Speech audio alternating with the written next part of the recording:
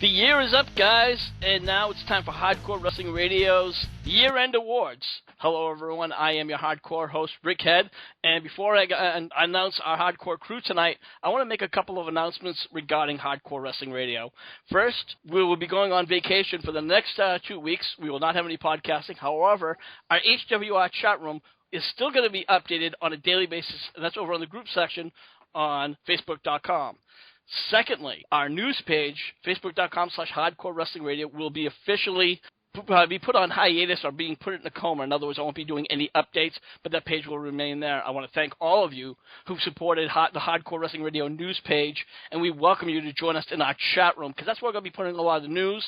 You, as fans, can get in there and post your own threads and start your own conversations. So I want to thank everyone for their support. But now, let's introduce the Hardcore crew. First, from WGSTV, he's the WrestleGamer, Billy Boudreaux. Billy, what's up? Help. Help. They got me tied up in here until I do a show with them. Help. Shut up, bitch. Of course they were referring, when Billy says he's being tied up, it's over on the official WGS brothel.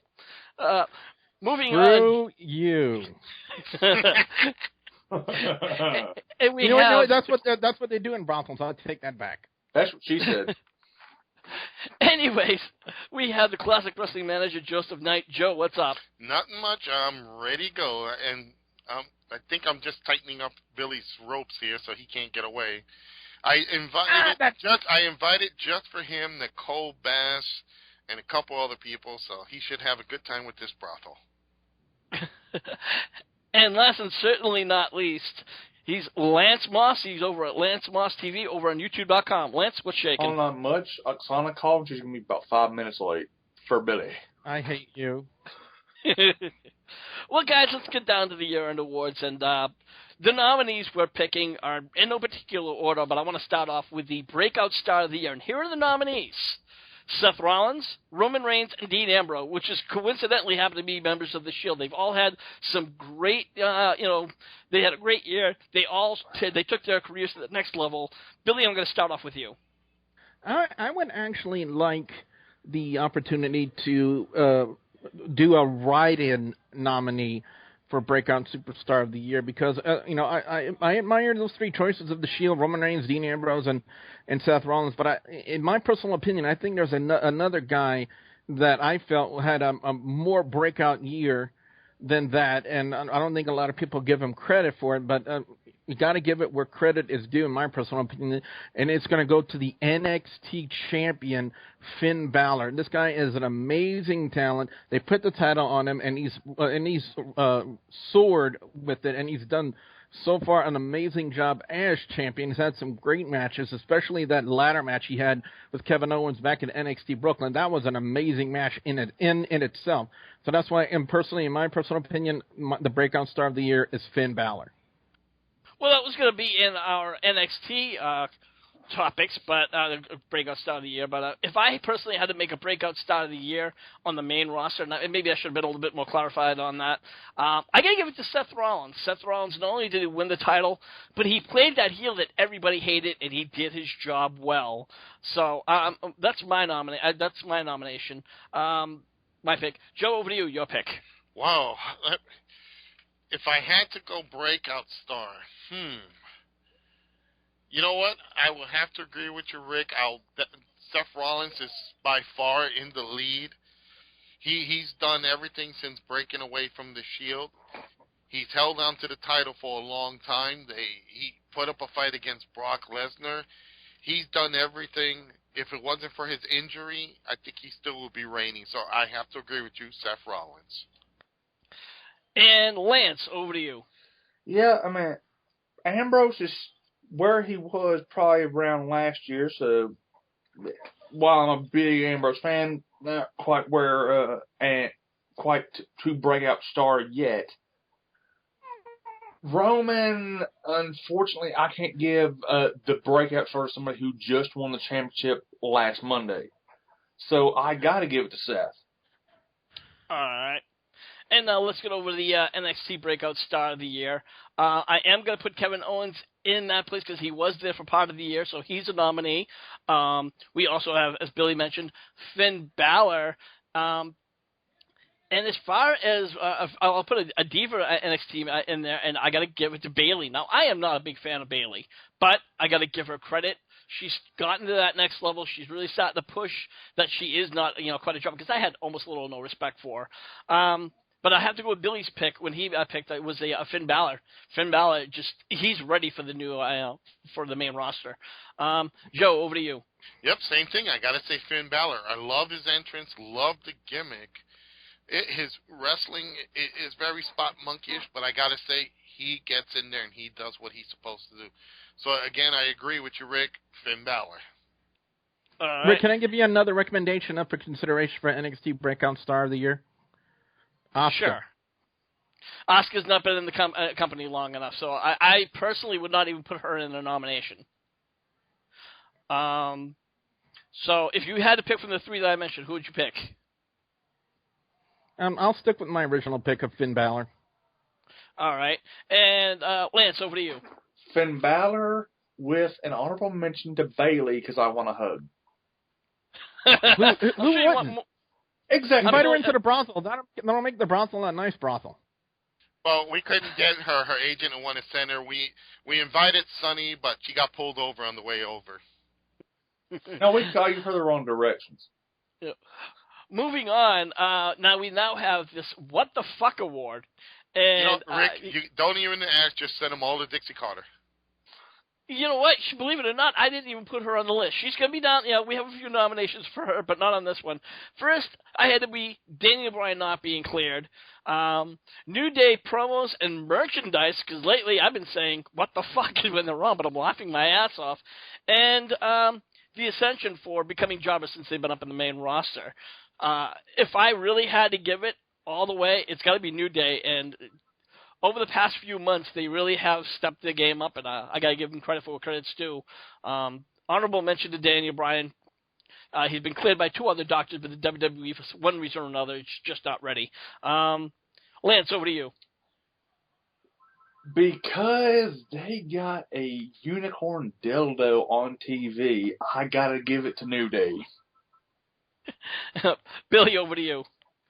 Yeah, I got to agree with the way that New Day has actually really stepped it up and really started to own their promos. And I do remember something along the lines of Mr. Knight saying that, if you can take a comic gimmick and own it and make it go over with the crowd, then you got a definite bright future in the wrestling industry, and you definitely got a spot in WWE. And I think as of late, the New Day have really cemented and earned their spot in the WWE. I got to agree with you to an extent about Daniel Bryan not being cleared. Daniel Bryan, probably one of the most over guys from 2013, 2014 in the WWE, and I know there's a lot of people in the Yes Movement that want to see it back. And definitely when I think of the Ascension, and it is something that I've talked about a lot.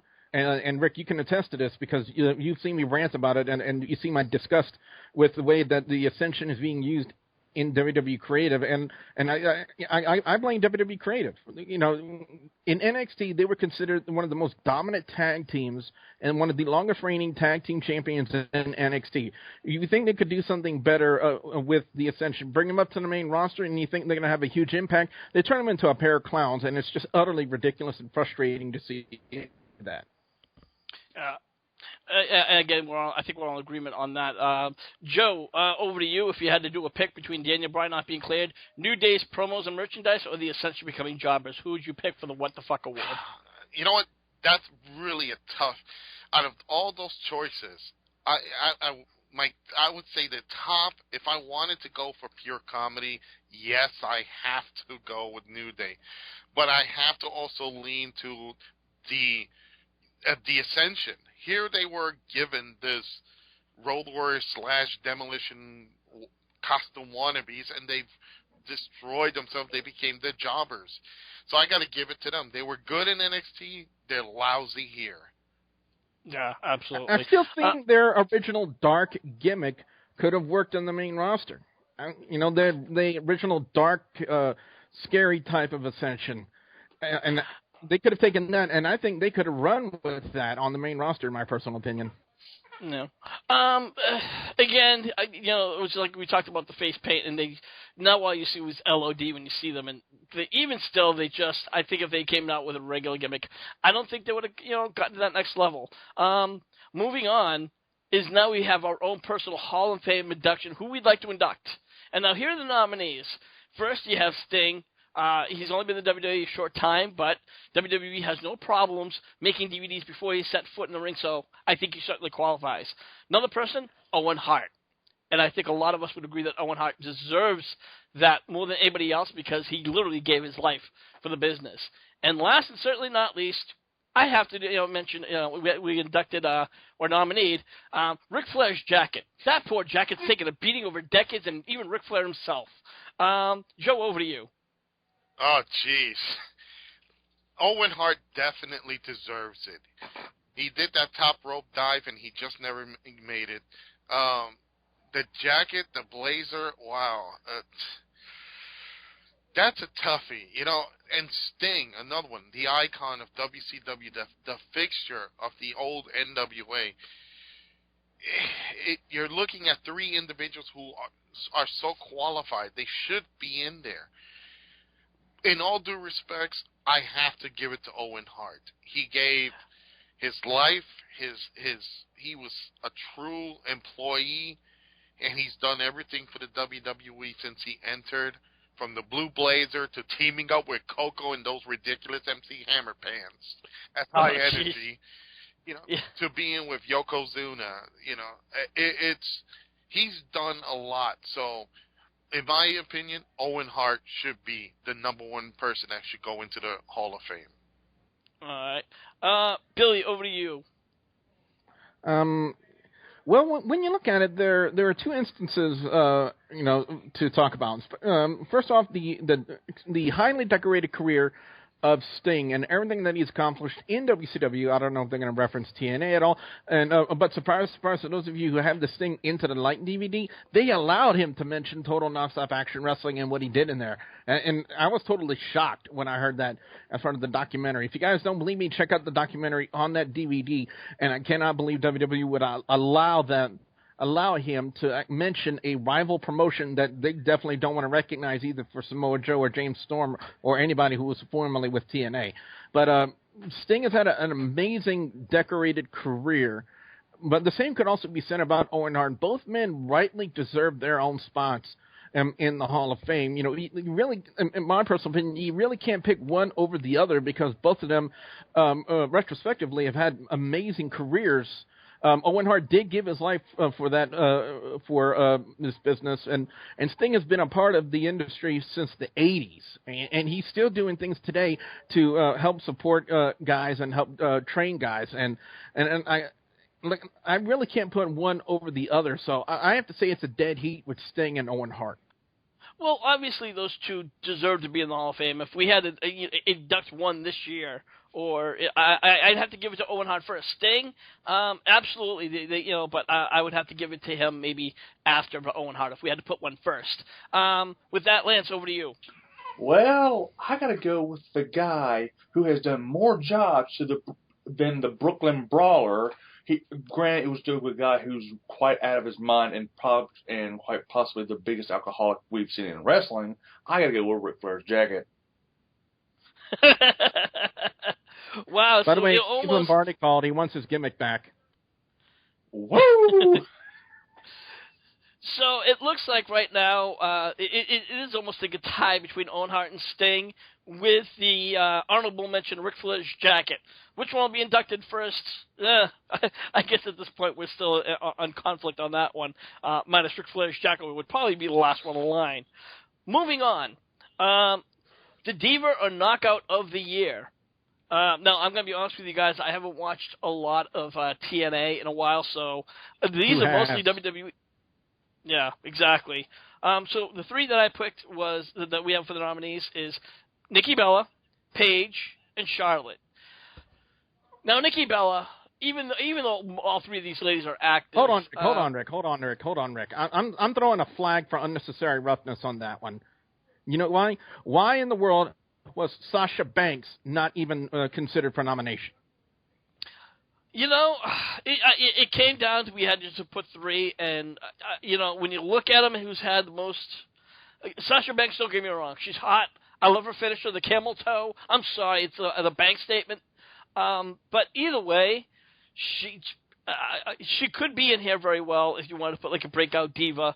But if I had to pick out of these three, I'd have to give it to Paige. Charlotte definitely is making her own and is making a name for herself, well, under her father's coattails. And then you have Nikki Bella. She's eye candy. Her wrestling has gotten better over the years, but despite her being having the longest reigning Divas champion, I'll still give it to Paige. Joe, over to you.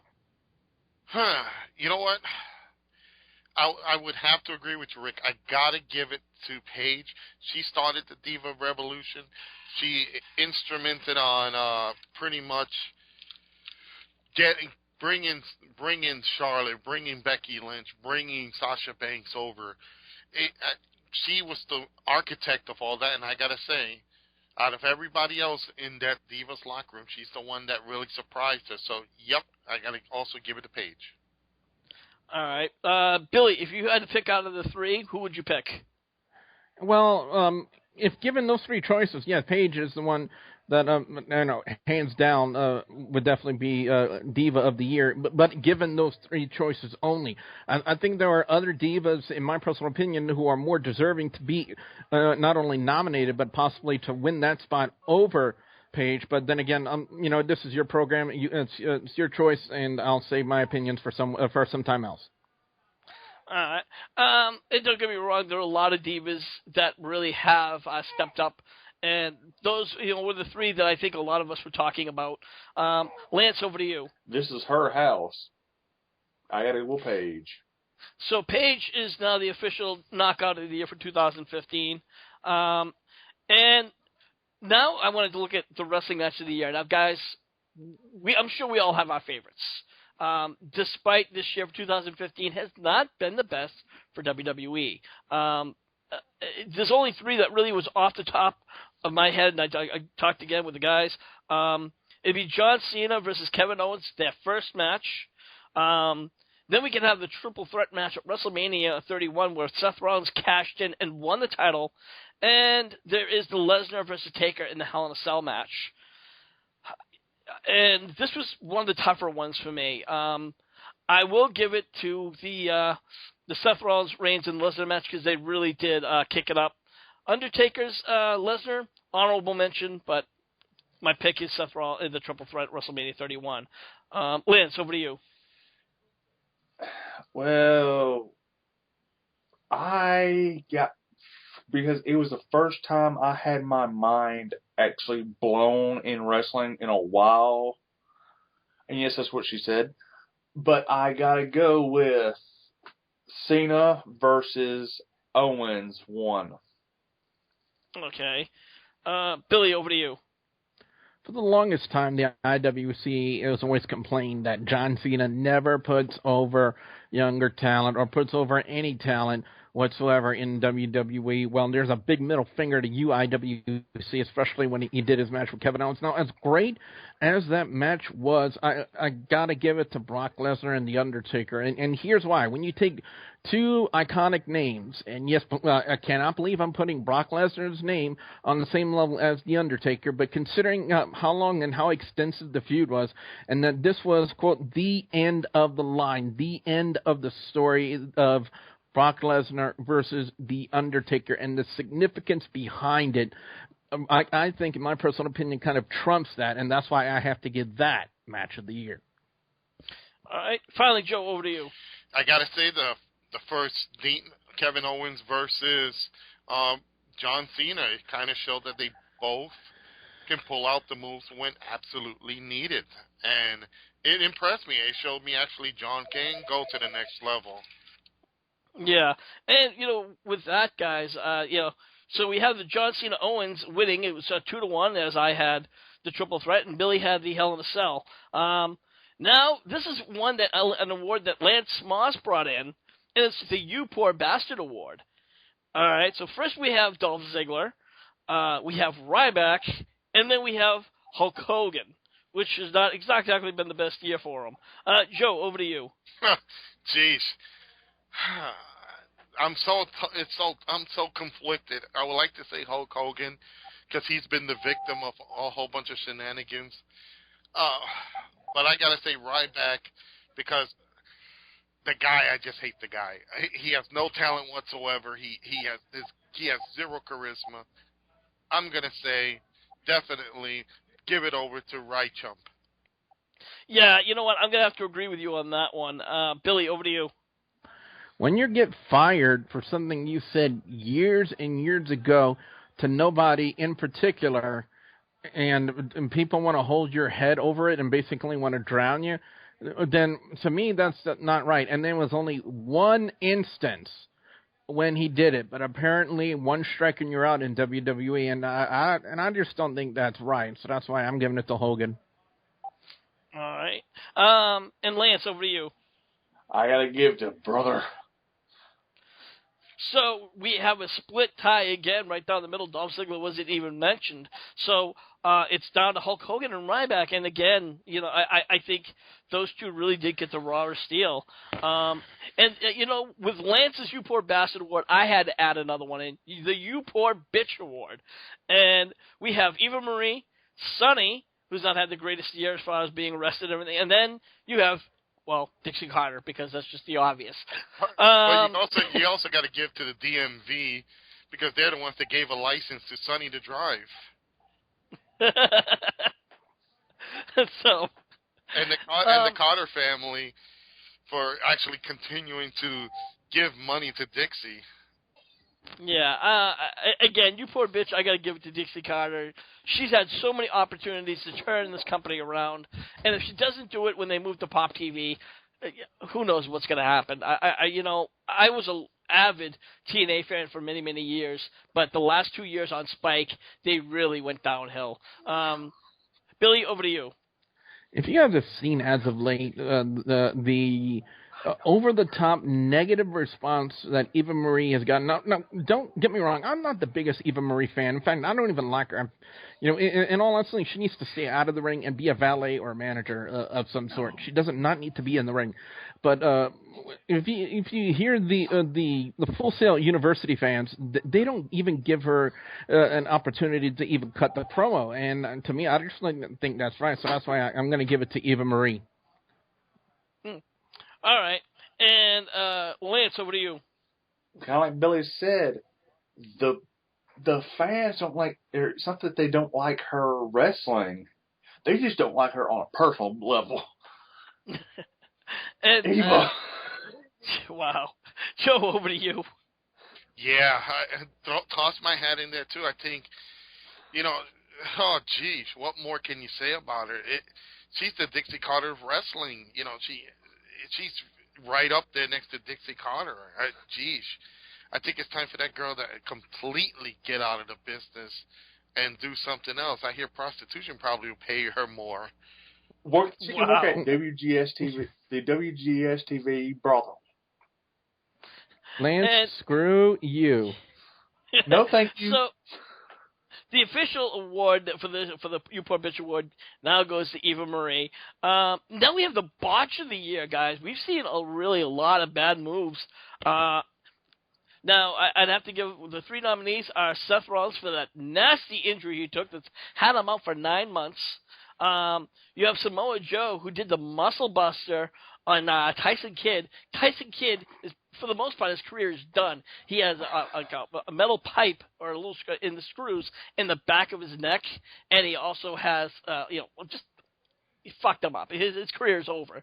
And then you have the Sting versus Seth Rollins, where Seth Rollins powerbombed Sting, and he literally snapped his neck. Sting is now out of action with a neck injury. Joe, over to you. Well, you know what? I got to say that Sting hurting his neck, it goes to show you, and I've said this many times, it shows the spot monkeys from the legitimate wrestlers. While Seth Rollins is a great worker, don't get me wrong, he's a great worker, but the workers of today are so into doing these high spots, these killer moves, that a person that really does wrestle like Sting got injured because they don't know how to tone it down. They don't know how to slow it down. You know, I don't know what the fans have to say about that, but look what happened. Again, I predicted it. Spot monkeyism. Going 200 miles per hour when they can throttle back. That's what cost Sting that injury, because he was wrestling normal versus a guy who wrestles 200 miles per hour and they don't know how to slow down. Yeah. All right, Billy, over to you. I have to give it to Seth Rollins for one of the main reasons. The poor timing for when it happened and significance that it brought out. You know, he was having a major run as your heel champion for WWE. You know, he was basically the guy that everybody loved to hate in the company, and a lot of people came to WWE shows wanting to hate.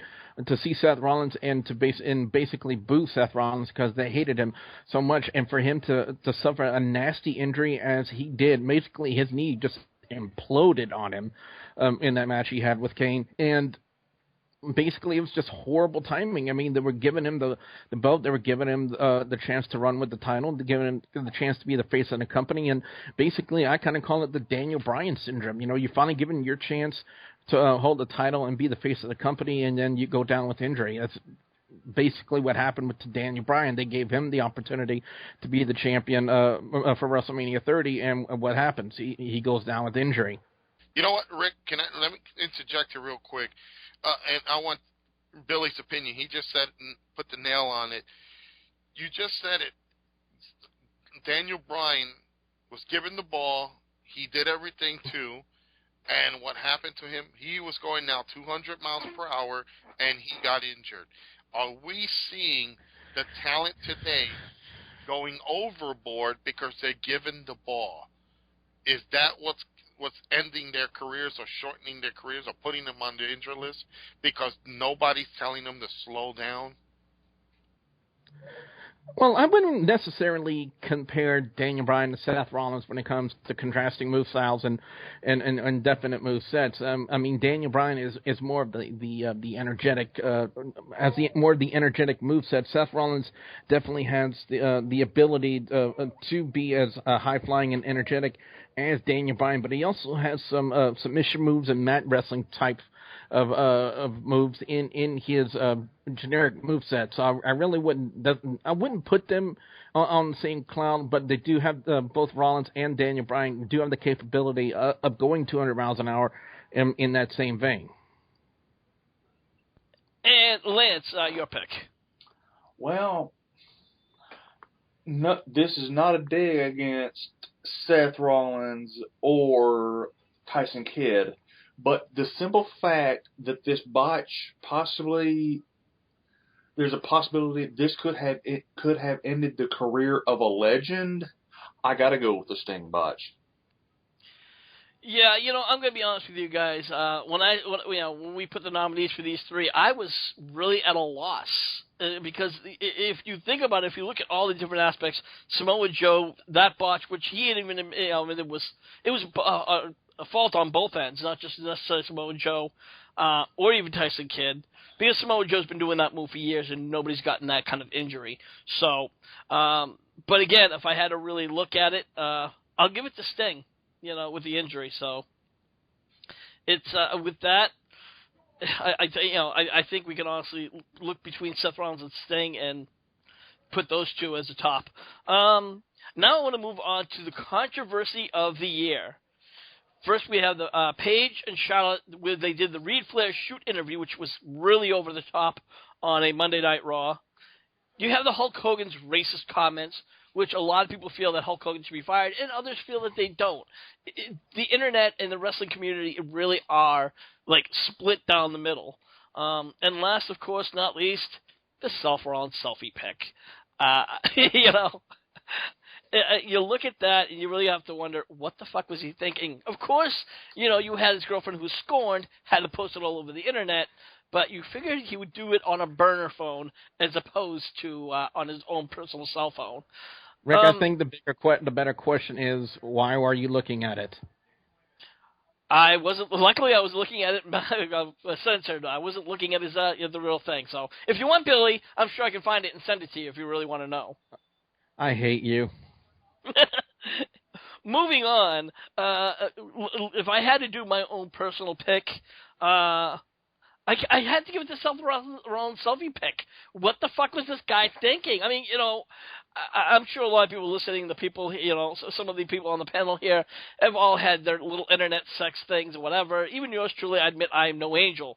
But the fact that he is on that public, big level, he's a celebrity, just makes it 10 times worse, especially when it gets leaked out to the internet. Joe, over to you. And what's funny is that he did that and got the world title. Hogan said the N-word and got fired and removed and completely banned. I got to give it to the Seth Rollins pick, but also it's just real funny, man. It's just funny how he got slapped, a good slap on the wrist, while Hogan got totally sent into a black hole.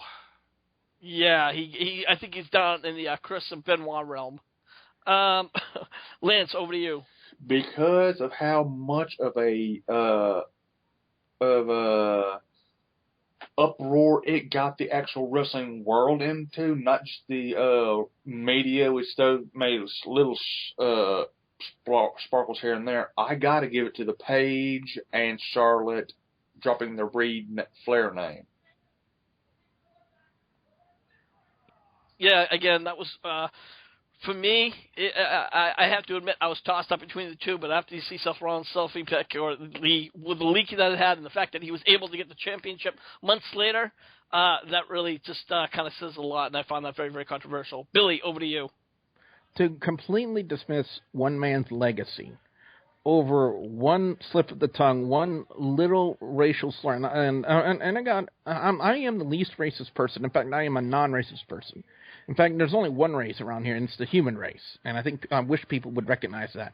But to basically erase an entire person's legacy and the foundation of everything that he's done for the industry over one word, to me, is completely preposterous. So I have to go with Hulk Hogan. And again, Hulk Hogan, he did say it out of a heated conversation. He was very angry because it was his daughter's boyfriend who was being abusive. He did say it behind closed doors. He said it I still think he knew it was being recorded. And the fact that it got leaked out the way it was, I think that was just Gawker sticking it to Hogan because he was filing a lawsuit against them. But again, Seth Rollins, it was 2-1 for each other one, so Seth Rollins is the controversy of the year. Moving on, now we got to know who was the heel of the year, guys. We had Seth Rollins, Kevin Owens, and Sheamus. And, all three of these guys have their own notoriety. They all have their fans that are chanting them or booing them or whatever and have you. If I had to go for the real heel that nobody likes, Seth Rollins was really getting bashed by fans and like, oh, I hate him, he cheats. But as much as you got to admit, that's his job, and he did his job very well. So my pick for this year, say a heel of the year, is got to go to Seth Rollins. Billy, over to you.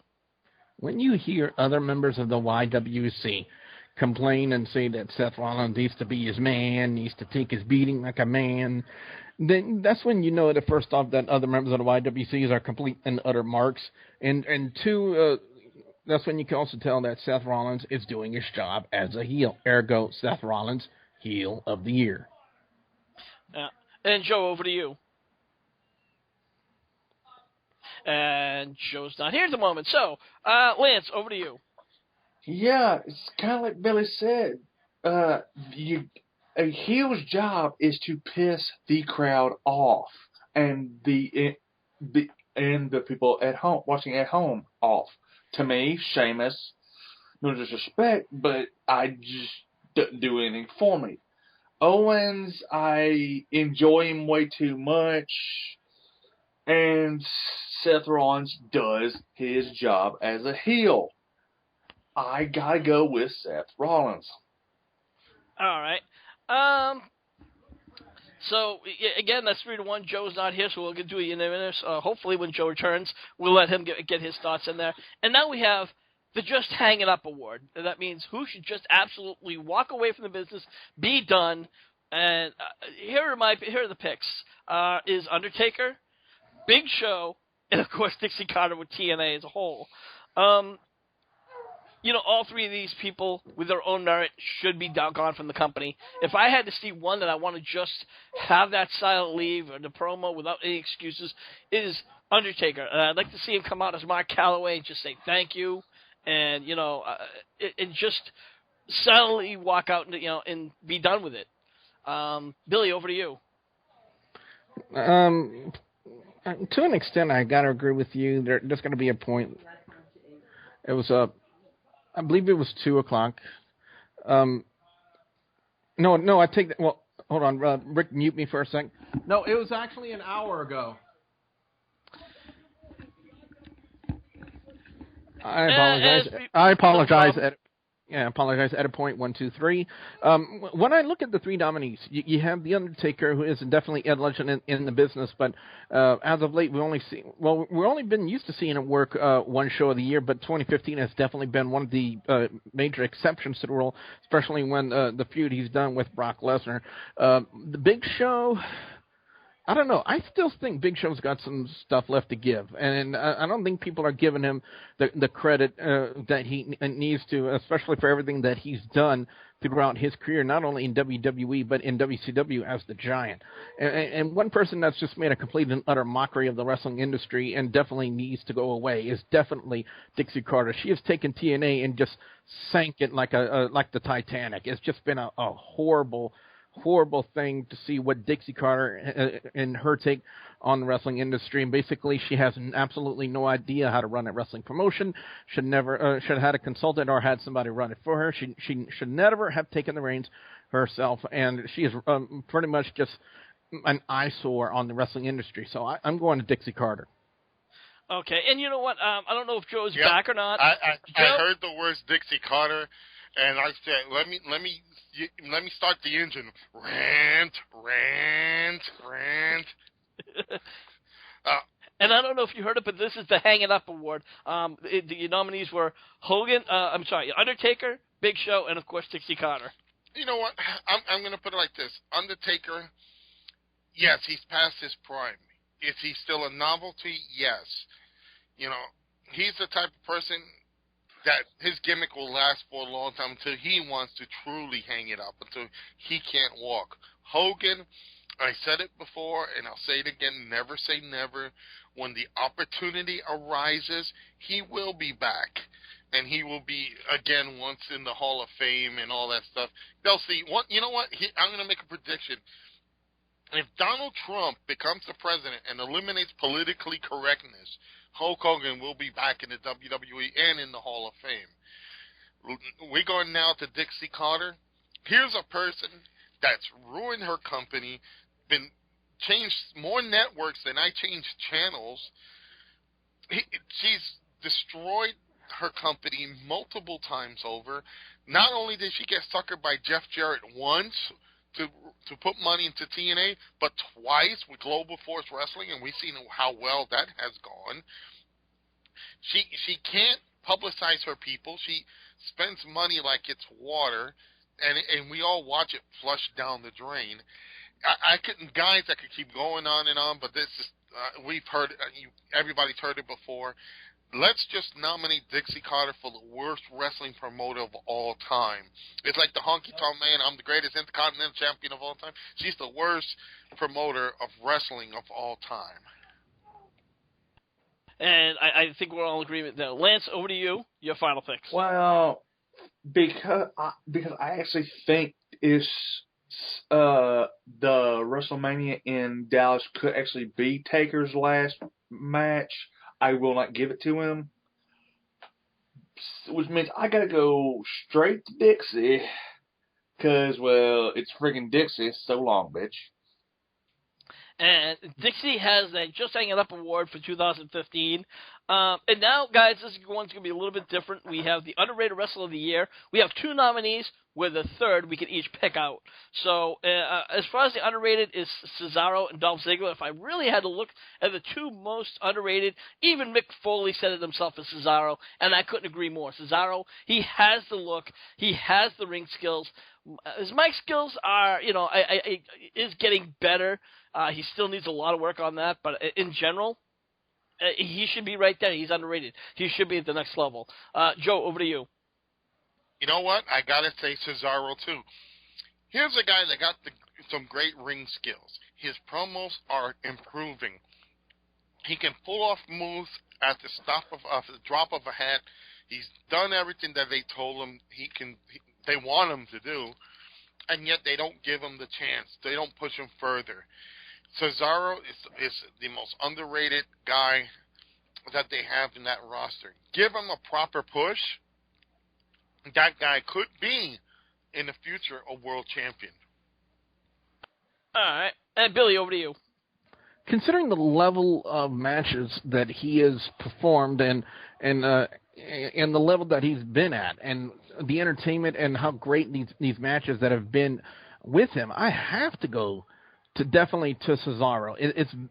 It's unbelievable why WWE, and especially Vince McMahon, and possibly we could even say Road Dogg and WWE Creative, don't see the potential in Claudio Castagnoli. I don't understand why WWE doesn't see how over he is with the fans. If you think back to the Survivor Series tournament, and one of the people, and they had the poll, and one of the heavily favored, I believe, 36% over the final 8 of the vote went to Cesaro.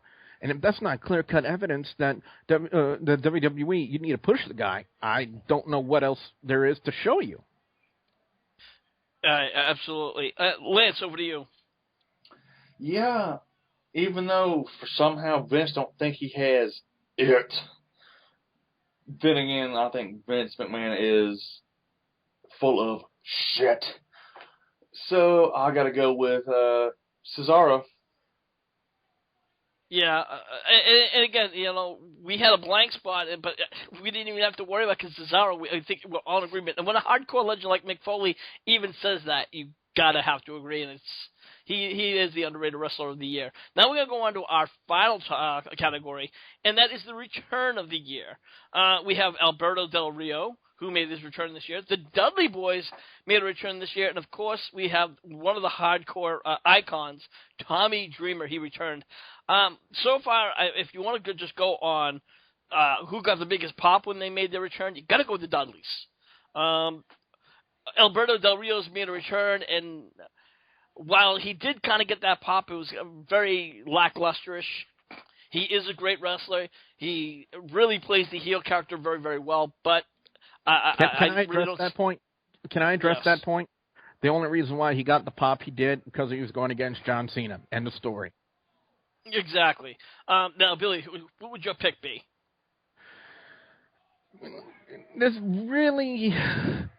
It's really difficult to say because I would like to throw in a couple of NXT moments in there as well, and it wouldn't necessarily call it a return, but possibly a debut of James Storm. And one thing I'm glad to see him especially on WWE programming and not in the sinking ship that is TNA. So now at least he can further advance his career and not worrying about having to basically drown himself in the sea that is Dixie Carter, in a sense. But if we have to go with the picks that you have, the Dudley Boys by far, to me, it wasn't just the pop of that they got when they returned. I think it's more along the lines of the shock value because of the fact that nobody really anticipated seeing the Dudley Boys make their return. Nobody saw it coming. When it comes to Del Rio, in a sense, yeah, but I think when you think of name and presence value, the Dudley Boys definitely do have a bigger presence in the wrestling industry than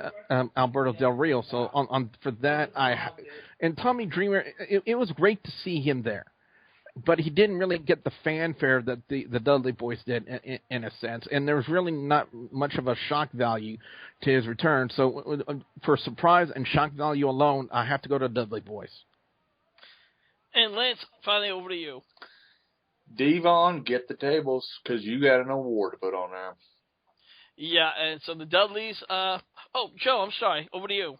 I gotta say, it's the Team Extreme, the Team 3D, the Dudleys from Dudleyville. Yep, the Dudley Boys get my vote. And they do get the win of the year. And, of course, that is it for HWR's 2015 year-end awards. For you, the fans, we'd like to know what you picked. What are your thoughts? Who earned some of the categories? Who would be your picks? And even if they're not on the 3, put your own picks down in the comments section below. And please make sure you follow us over at youtube.com/HWR Show, or join in the conversation in the group section on Facebook under HWR Chat Room. I am your hardcore host, Rick Head. And as always, I'd like to thank the hardcore crew for coming with me. Billy is over at WGSTV. Lance is over Lance Moss TV at YouTube.com. And you can always follow Joseph Knight on the J Knight Manager. With that, I am your hardcore host, Rick Head, saying we'll see you when we see you. Okay, the show is done. It's over. Can you let me out of the brothel now? No.